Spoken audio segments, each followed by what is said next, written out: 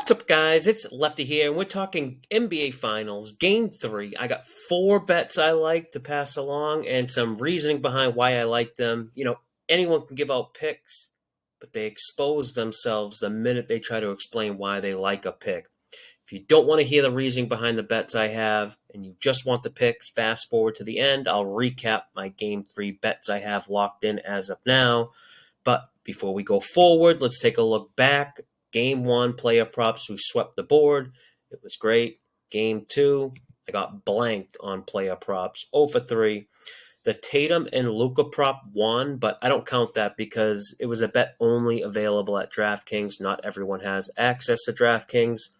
So if the pattern holds up here, we should sweep Game 3 player props. If only it actually worked that way. I always like to start by taking a look at what the market is doing. For Game 3, as of this recording on Tuesday, Dallas was -2 at most sports books. The Porzingis injury news just broke, so we're starting to see some Dallas -2.5 flash on the screen now. I think Porzingis is done. Celtics are saying he's day to day, but I think that's BS. I'd be shocked if he plays another minute in this series.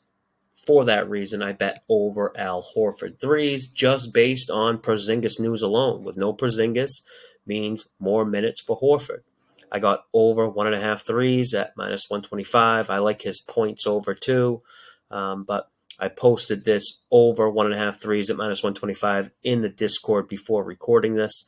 Something I want to go over here really quickly. I've seen some confusion or people questioning about how can Boston go from -7 to +2 for Game 3. It does seem like a big adjustment on the point spread, but it's just the flip in home court. Generally, home court advantage in the NBA is worth as little as 2 points or as high as 4 points, depending on the team. Playoff home court is worth a little more, so we'll say 4.5 points for home court. The games in Boston, oddsmakers priced the Celtics -7, which is them saying Boston is 2.5 points better than Dallas if the game was played on a neutral court. Boston -7, subtract the 4.5 for home court, and you're left with Boston -2.5 points better on a neutral court. That's neither team having home court advantage.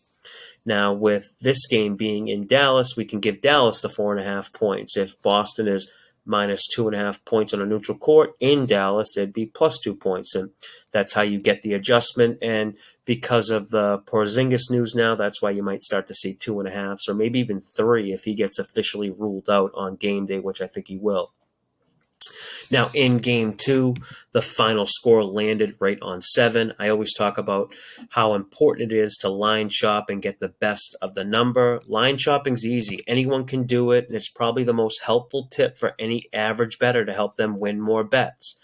If you bet on Boston in Game 2, you should have got the win because -6.5 was a widely available number. And if you bet on Dallas, you should have pushed because +7 was also available leading up to game time. Now, of course, anytime it lands on the number like that, all the conspiracy theorists out there start saying the fix was in or it was rigged. I'll agree Dallas not fouling with like 20-something seconds left was strange, but I won't go as far as saying it was fixed. But what it does show us is that these lines are sharp. Odds makers have something like 7 months of data on these teams to make numbers now, so it's very tough to find an edge. NBA Finals isn't the time to be making big bets. You'd be better off finding a random baseball game or a WNBA game to bet where the lines aren't as strong.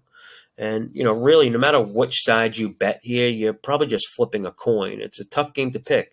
Boston has looked focused. They have the on-court matchup advantages, but Dallas is in a strong situational spot. I almost don't even want to talk about this because I know it's being beaten to death by everyone who talks sports betting, but it is a pretty significant angle here. NBA playoff teams that are down 0-2 and playing at home have been profitable over a really large sample size, both against the spread and on the money line. Home favorites in Game 3 in general are profitable, even if they aren't down 0-2. But where this angle really prints money is in the first half. Since 2006, so it's a large sample size, it's not a fluke, home teams down 0-2 in the series against the spread in the first half cover 65% of the time. 71 wins, 39 losses. On the money line, last 10 years, home teams down 0-2 in the series win 71% of the time. 48 wins, 20 losses. Average margin of victory, 3.6 points. I've probably bet this trend, no exaggeration, 15 times. The last 15 times it's been available, so I'm not going to stop now. I bet Dallas minus 1.5 in the first half as soon as the line opened on Sunday night after Game 2. It's since moved a little bit, but if you want access to the bets I make in real time, join the Betting Network Discord community. The link to join is in the description below this video. Now, it is worth talking about this 0-2 trend here with the home team first half. It's no secret. This is why Dallas in the first half is a bigger favorite than the full game on the money line. As of this recording, first half money line for Dallas is roughly minus 155. Full game, they're minus 130. Typically, what you see in the first half of the line is just half of what the full game line is, but this home team down 0-2 trend is definitely being priced in by the odds makers here. The total's pretty interesting here. It's currently listed 212.5. Game 1 opened 213.5. Sharp money bet it all the way up to 217.5. Game 2 opened 214 and it closed 215. So there has been some sharp support on both the overs in Game 1 and Game 2, but because both games went under easily, we're now seeing the adjustment down.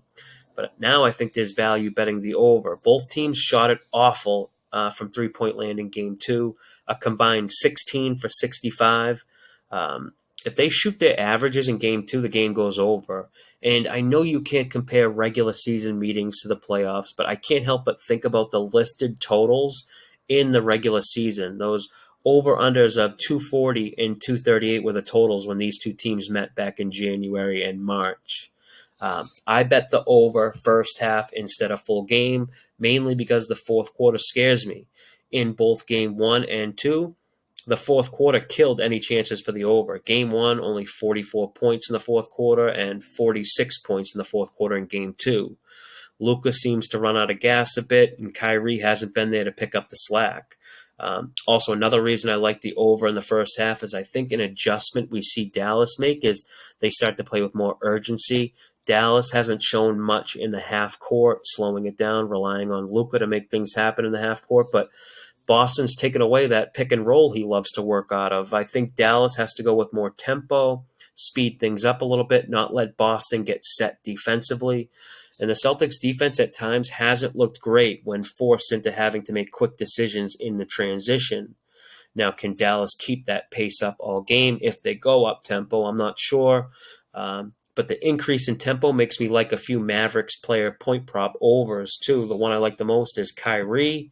I bet his over points last game and lost. He's now 13 for 37 shooting in the series. And Holiday and White are getting all the praise. They're the world's best defenders. And yeah, they're good defenders, but I'm not buying that that's the main reason for Kyrie struggling.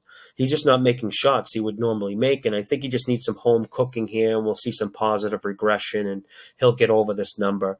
I just can't imagine we see Kyrie struggle like this for 3 straight games. And if he does, if he goes under his points in Game 3, I'm making a bus ticket bet on him to go over his points in Game 4. If you don't know what a bus ticket bet is, it's when you bet everything you have with every bookie you know, and if it loses, you take a bus ticket out of town. All right, let's recap here. 4 bets in total, 2 first half game bets and 2 player props. I got Dallas minus 1.5 in the first half, and I got the over 109 first half. For player props, I'm going over 1.5 threes for Horford and over Kyrie points, 22.5. I know some of these lines have moved. The 2 first half bets I made immediately after Game 2 on Sunday night. The 2 player props I made Tuesday early afternoon. I post all my bets inside the Betting Network Discord, along with a ton of other helpful stuff. It's a sports betting educational Discord. There's over 100 different betting lessons on different topics. I got some betting tools in there. I do game previews. You can join the Discord for free, but you get limited access. For pro membership, I charge $50 for 90 days, and that gets you full access to all the channels and features within the Discord. The invite link is in the description below this video. If you watch till the end, thank you. I really appreciate it. Hopefully, to thank you, we can cash these bets, but that's all I got for this one. Until next time, good luck with your bets, and as always, may all the loose balls and all the refs' calls go your